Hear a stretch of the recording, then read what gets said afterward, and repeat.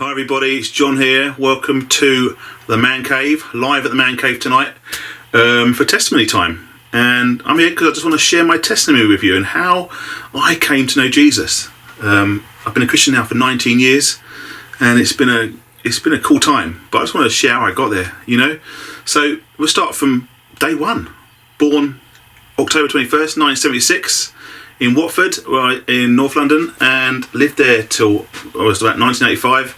We moved to Suffolk, and this is kind of like where the journey began, really.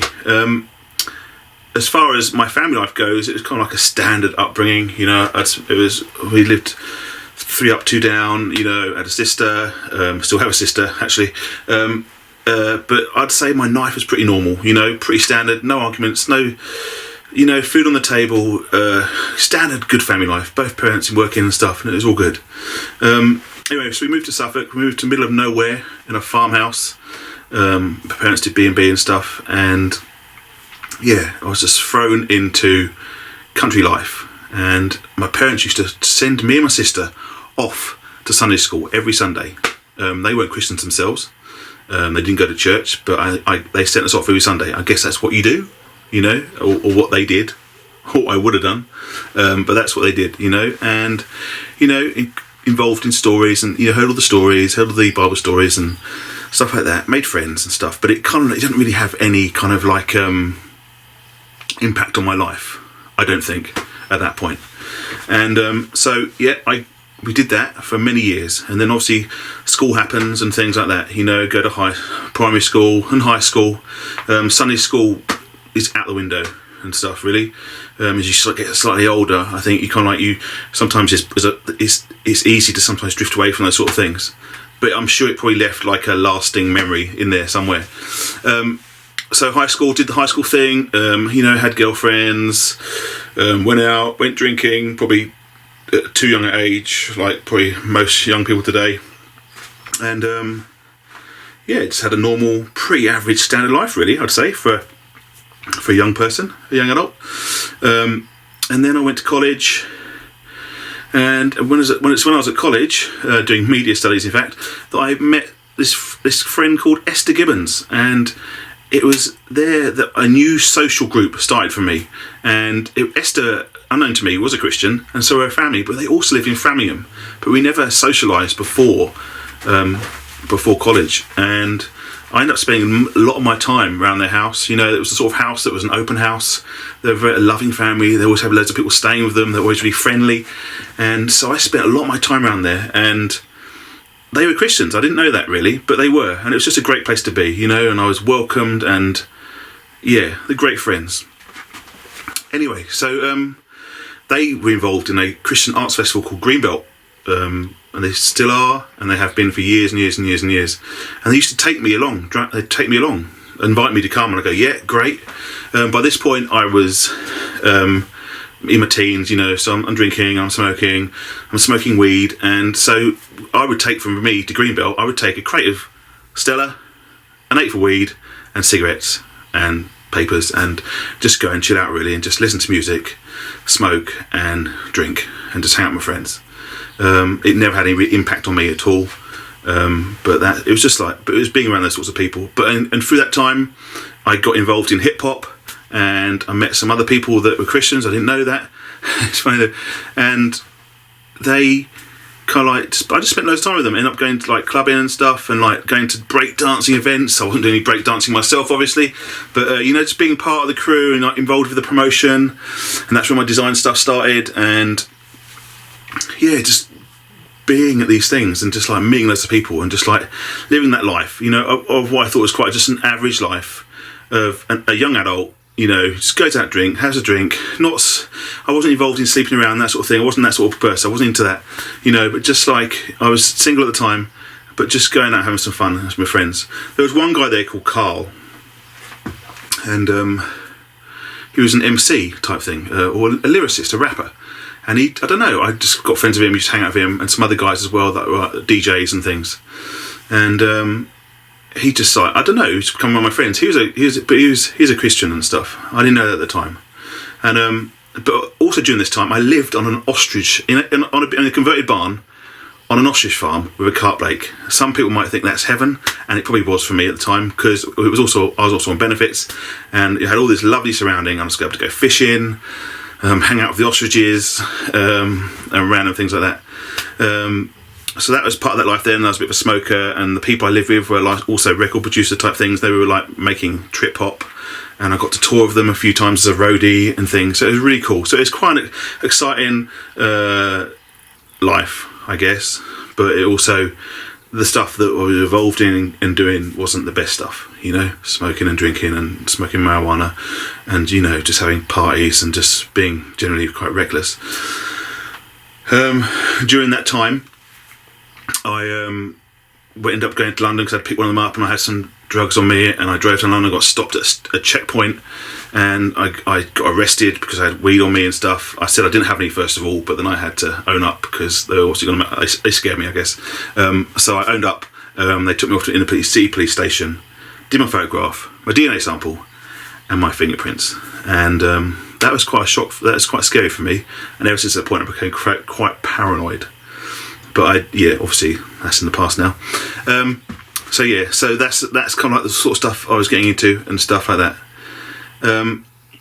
Anyway, so throughout all this, there was this guy, as I mentioned earlier, a guy called Carl, and he was instrumental in me coming to know the Lord now, I think. I mean, he is. Also with the Gibbons family, Esther and her family, Esther Gibbons, they were all very instrumental, you know, just like leading me in slowly.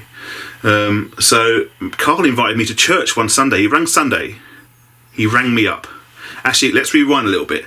By that point, I was working at a newspaper in Ipswich, a daily newspaper, and I was in production, like putting ads together and magazines together and things like that. And at this point, I was in a relationship with a girl who happened to be a witch.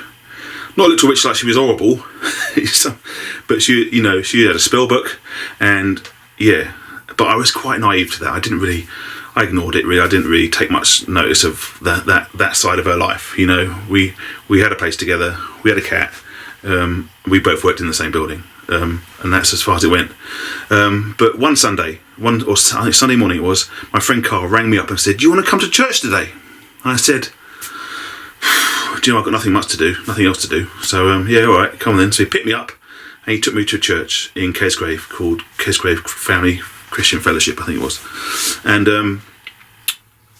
I went, and this is cool. It was, I think he took me somewhere where he knew I'd like, that I'd be able to mix with people, because I'm a bit of a mixer. I do like mixing with people. I'm not shy. I will get in there if I can and just chat. I love to chat to people.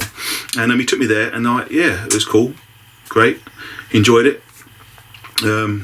Next week I go again, and then the speaker's speaking, and he said he put the call out for those that want to know Jesus, and suddenly my heart was pounding, boom boom boom boom, really fast, like it was about to come out my chest, and my arm just shot up like that. And it had to be, I don't know, it was bizarre, and I didn't put my hand up, my hand just shot up. It's like I had to know, I wanted it. So, and I just prayed, asked Jesus into my heart, and then it all started happening. That's when my life changed. After I asked Jesus into my heart, and I haven't been the same since, really. After that point, I had an encounter with the Holy Spirit. I was still smoking weed at this point, actually, and still living with the witch. We'll call her the witch. Still living with her.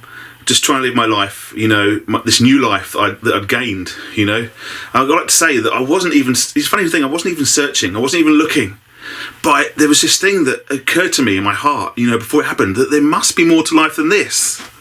There must be more to life than this. And I discovered there is more to life than this. So it's really cool, and it's really amazing. I'm so pleased and grateful to God for saving me, and giving me a new life and making me a new creation and all this stuff. But it was after that point, after meeting him and asking him into my heart and meeting these new friends, little miracles started happening. God did these random little things. I went out to a home group type style of thing, affair, meeting around a friend's house, these new friends I'd made at church, and we were just chatting through the Bible and stuff and just hanging out and socialising. And it's time to go, but my car wouldn't start, the battery was flat. So they all just prayed around my car, and this is a couple of weeks being saved. And it just started. I mean, some people might say coincidence, but I believe it was the Lord, and it was just cool. God did these little things, loads of other little things as well. But yeah, so it was after a few weeks later into being saved and stuff. There was this guest speaker at the church I was at, and he was praying for people down the front, you know, praying for the Holy Spirit to come on people. And I was like, oh, it's a bit weird. Anyway, so at the end of the meeting, I went towards him, and I'd like this, kept going closer and closer. And as I walked closer and closer to him, I just felt this presence of God all over me. You know, I was intrigued by what had happened and all these people just falling over. So I walked to him, but as I walked closer to him, he wasn't touching me. Remember that? As I walked closer and closer, this presence, tangible presence of God was all over me, you know, electric, like being electrocuted, but so nice. And he just started praying for me. I just remember being on the floor and just like, as he was praying, I was there, I was in the room, and he was just praying, just like in tongues over me, just praying in this heavenly language. I could just feel this electricity going through my body, just like it felt almost like it was just eradicating everything that was in my past that was bad, all the addictions, all the stuff like that, and yeah, just like cleaning me out. So I come back after that. I'm at another meeting with some friends, another night later, you know, and my ex-girlfriend, the witch, called me and said, "Come home. I need you to come home." So I came home, and it's almost like I went through the doorway, and she was like, "You're scaring me. You're scaring me." And I'm like, "What? What do you mean I'm scaring you?" And I see why now. It's almost like the good in me, the light in me, was meeting her darkness. You know, so I ended it just there and then. I said, this is not right. I'm leaving, blah, blah, blah. I'm taking my cats, I'm taking the duvet, and I'm off. And I went and stayed at a friend's house. And it was ended from that point forward. But, you know, so not only did that happen, but God, the Holy Spirit enabled me just to stop smoking. I said, God, if I feel the need for a cigarette, you know, just take it, make me feel physically sick, take it away. So he instantly took away the addiction to nicotine, to marijuana. You know, because at one point I was praying and still smoking weed and thinking, this is good. But now I've encountered the Holy Spirit. I'm like, it's no bigger high than the Holy Spirit. No bigger high. You know, God is so amazing. And I don't need to smoke weed anymore because I've got the Holy Spirit who fills me with joy. You know, and yeah, who just loves on me and stuff. He's just so amazing, so cool. So that's kind of like my story, really. You know, it's been 19 years now. 2001 it was. I got saved September 2001, and you know, God has been so good. He's looked after me all the way. You know, he's taken me. He's taken this person, and he's turned me into and made me into a new creation. And he's just amazing. And I want to give him glory. I want to give him thanks. I want to thank him because he's just so awesome. He's given me a great family. He's given me great friends. He's given me a beautiful wife. He's given me 4 beautiful children, and he's just an amazing, amazing God. And, you know, I have a roof over my head. I have everything I need. I'm never without, ever. We've never been without as a family, you know. Yeah, just God is great. That's all I can say. And, you know, you can know him too tonight. If you want to know him, just ask him into your heart because he is worth it. He's amazing. He's the King of Kings and the Lord of Lords. And yeah, just ask him into your heart. If you don't know him, just ask him into your heart because it's as simple as that. He wants to know you. Do you know, I didn't go looking for him. He came looking for me. He searched me out and found me, and I just took the challenge. Okay, I accepted. I just wanted to follow him. So I encourage you. You know, if he's knocking at your door tonight, I say just open that door and follow him. Anyway, look, that's it from me. Good night. I hope that's all good. Hope you enjoyed that. Good night for the Man Cave.